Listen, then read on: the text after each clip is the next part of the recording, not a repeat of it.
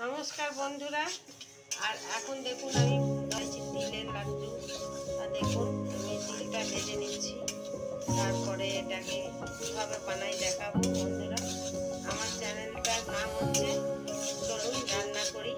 তিলটা ভাজা হয়ে গেছে, এবার আমি নামিয়ে নেবো, ঢেলে নেবো বন্ধুরা। তিলটা আমি ঢেলে নিলাম। দেখুন আমি ওটাকে ভালো করে নিয়ে তারপরে লাড্ডু বানাবো। নিয়েছি এটা,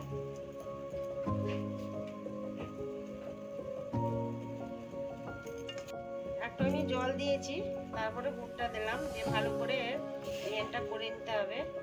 আর এটা আখের গুড়ও হয়, আমি আখের গুড় পাইনি হাতের কাছে, তাই বেলি গুড়ে দিয়ে করছি। আপনারা কি বলেন এই গুড়কে জানি না, এখানে বেলি গুড়ই বলে।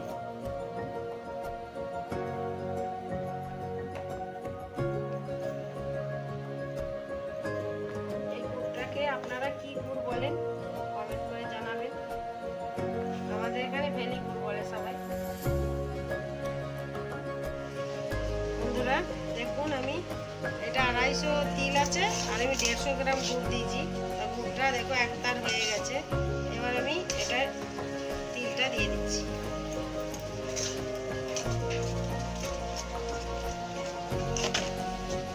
আর আমি গ্যাসের ফ্লেমটা আমি বন্ধ করে দিয়েছি। আমি এভাবে করে নিয়েছি। এবার লাড্ডুটা যখন বানাবো তখন দেখবেন কীভাবে হয়।